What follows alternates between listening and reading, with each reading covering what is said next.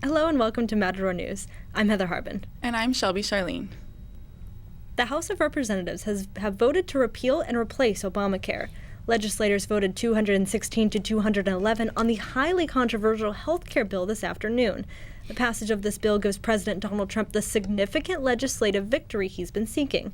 Now, this current bill doesn't fully repeal the 2010 Affordable Care Act, but it kills major elements of the Democratic law. The American Health Care Act nixes the requirement that most Americans purchase health insurance and phases out the Medicaid expansion plan.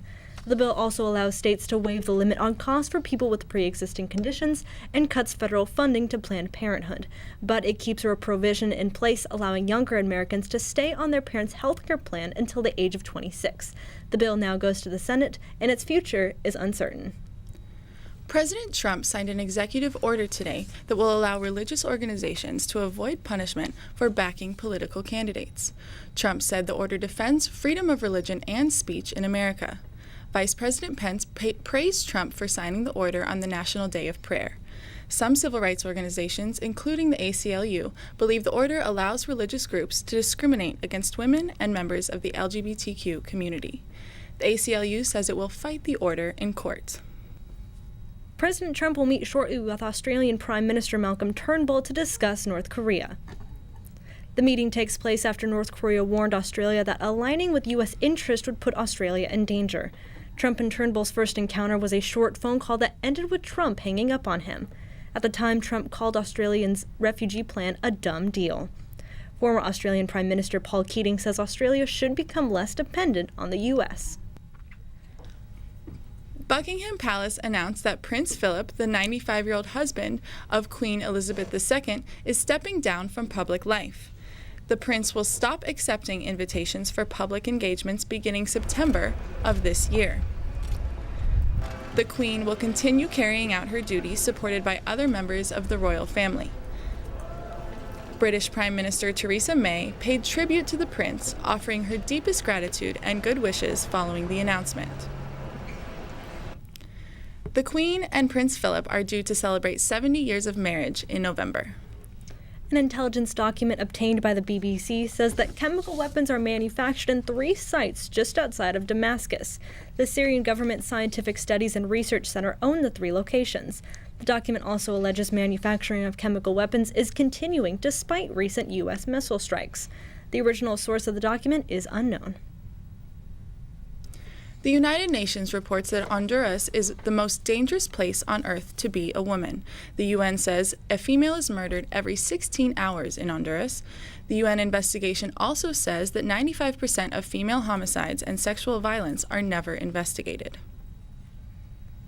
Heavy rains have caused major flooding in Lafayette, Louisiana, and its surrounding areas. Heavily flooded roads made it difficult for cars to navigate. Here, a school bus filled with students struggled to get through the flooded roads. Many communities got up to 6 inches of rain and flash flood warnings were issued. More rain is in the forecast for the area. A Kansas police officer is a hero after saving a 4-year-old child with autism who fell into a pond. Officer Aaron Bulmer was searching for suspects near the Central Park Community Center when he saw the boy fall in the water. Bulmer quickly jumped in to save him. The boy's parents had been looking for him. I didn't know that Elijah had autism. I knew he was young. I knew the verbal skills wasn't there when I was communicating with him. But when I came to find out later that he had autism, it really struck me. It was one of those things that I need to educate myself more about, to inform myself and how to deal with situations and calls. Topeka police say the boy was taken to the hospital to get checked out. The family of a boy who died on a water slide in Kansas is receiving a $20 million settlement. The slide is a multiple-person raft that drops 17 stories at 70 miles per hour, followed by a 50-foot plunge into a pool. The boy was on the raft with 2 other women when he was decapitated. The woman suffered serious facial injuries. At the time of the boy's death, Kansas was known for its light regulation of amusement park rides. A California family flying from Hawaii to Los Angeles says they were kicked off a Delta flight because they refused to give up one of their seats. The Shear family had their 2-year-old son in his own seat when Delta staff asked them to give up that seat and carry their son on their lap. The family filmed the incident and argued with staff before Brian Shear said they were threatened with jail time. Even after Brian agreed to hold his son, the airline said the whole family had to leave. They had to pay $2,000 for another flight on United. Delta says it needed the seat because the flight was overbooked, and that the seat was not meant for the Shear's two-year-old son, but for their 18-year-old son who went on an earlier flight. Delta also said that under FAA regulations, 2-year-old children are not supposed to have their own seats and must sit on their parents' laps. Now we go to Chris Escobar with the latest in sports. Now, Chris, a Dodgers legend was just honored last night. Tell us about it. Yes. Former Los Angeles Dodgers broadcaster Vin Scully was added to the Ring of Honor last night. Hall of Famers Tommy Lasorda and Sandy Koufax attended and removed the curtain to reveal Scully's name. Scully then gave an emotional speech saying how much he misses being the voice of the Dodgers. Scully was the first addition to the Ring of Honor since 1998 when pitcher Don Sutton was added. The Dodgers were defeated by the Giants last night at Dodger Stadium. As reported, Vin Scully was immortalized by the Dodgers before the game.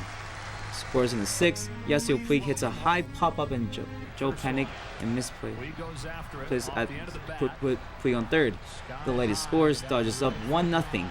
Now in the 11th, tie game, Orsi Hernandez hits a double down the line to put the Giants on top 2-1. Giants had 2 more in the inning.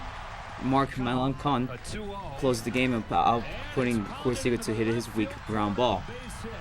Final score, Giants 4, Dodgers 1.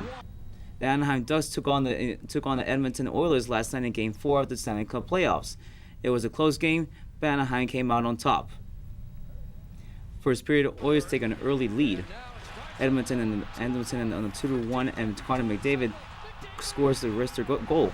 The first period ends 2-0. Oilers' second period is where it got interesting though. Ducks tie the game and take the lead with this goal by Ryan Getzlaf. The score is now 3-2 Ducks. But Edmonton ties it up with only 2 minutes left in the third. That would set this game into overtime.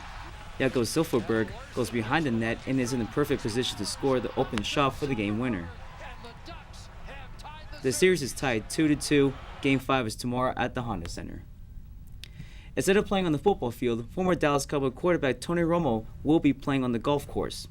Romo will be competing against 9,000 golfers to qualify for the 2017 U.S. Open. Romo has tried 3 times to qualify for the U.S. Open, but had to withdraw due to football commitments.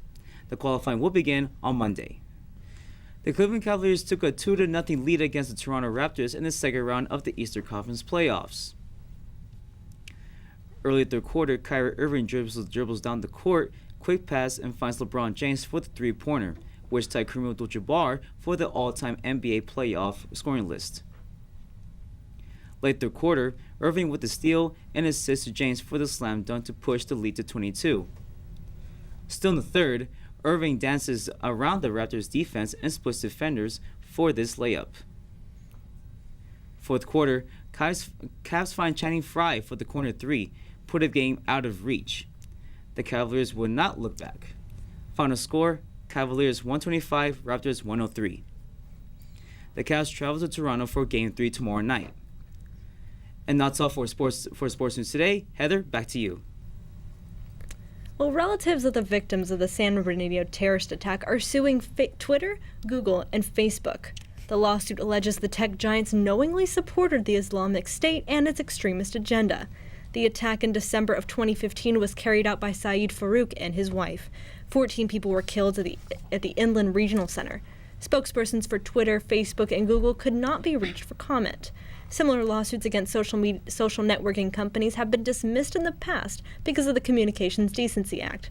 This grants immunity to online providers from liability over user postings.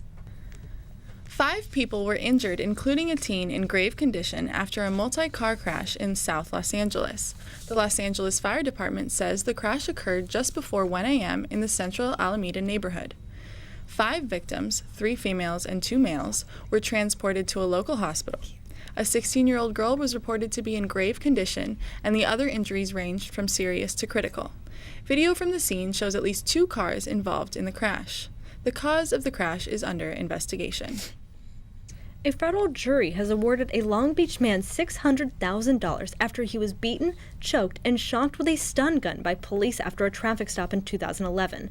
62-year-old Ray Webb says officers illegally searched his vehicle before ordering him out of his car. He was then beaten with flashlights and batons before being shocked with a taser several times. Webb says he doesn't know how long the beating lasted, but he was hospitalized for 2 days afterwards. The lawsuit says he suffered a heart attack and experienced vision problems since the attack. Webb was initially charged with cocaine possession and resisting arrest, but all charges were dropped.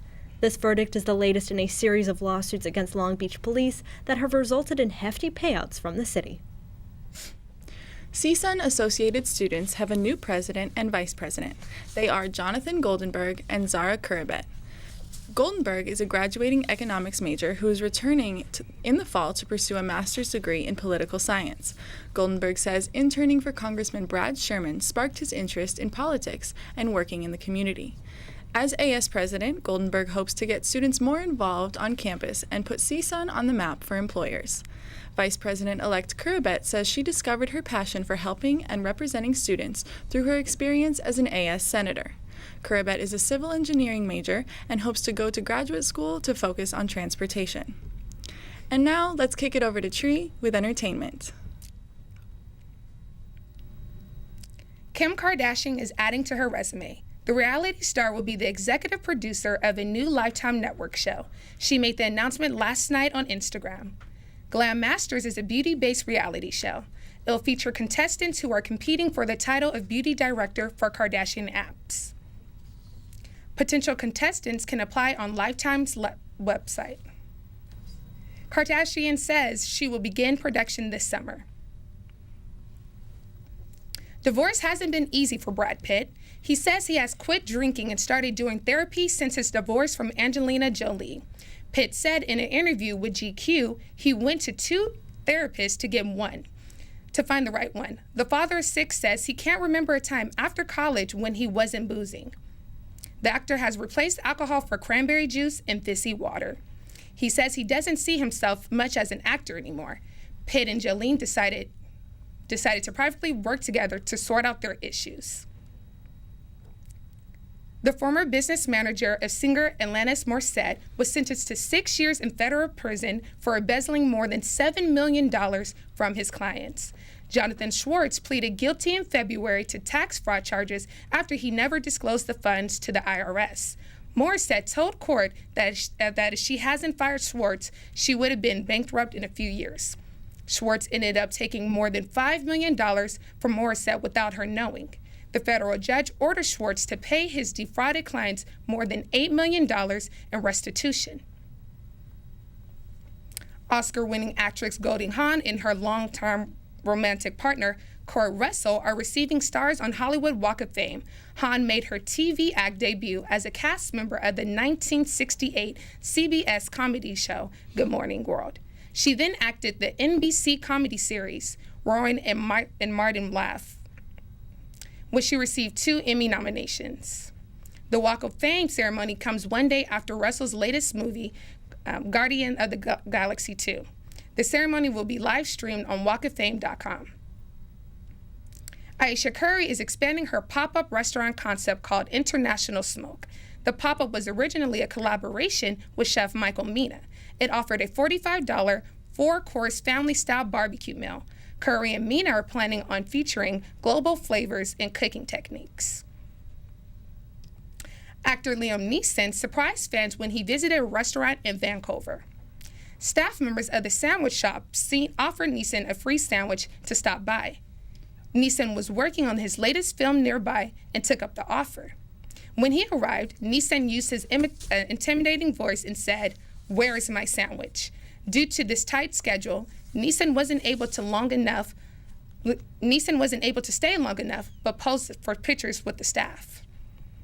And that's all for your entertainment news for today. Back to you, Shelby. A massive fire destroyed a barbecue restaurant in Houston. About 60 firefighters fought the fire at Charlie's Barbecue. The fire erupted early this morning. It ripped through the roof and quickly spread as a result of high winds and a lack of water. Fire officials say the building is a total loss. Officials say the power in the area was shut off as a precaution affecting neighboring businesses and the community. The cause of the fire is under investigation, and there are no reported injuries. Today is officially May the 4th, be with you, a dedication holiday to George Lucas's galaxy far, far away. To celebrate this special day, TBS will play all original Star Wars movies in chronological order. The series began playing at 6:40 this morning. Well, Darth Vader didn't die on the Death Star in The Return of the Jedi. He's alive and well in Tennessee. 39-year-old Darth Vader Williamson is a surgical technician at a hospital in Memphis. Williamson says his mother wanted to name him Junior, but his father was a Star Wars enthusiast. He posted a video online of himself wielding a lightsaber while saying, "May the 4th be with you." Williamson's favorite character isn't Darth Vader, it's actually Boba Fett. Thank you for watching Matador News. I'm Heather Harbin. I'm Shelby Charlene. I'm Chris Escobar. And I'm Tree.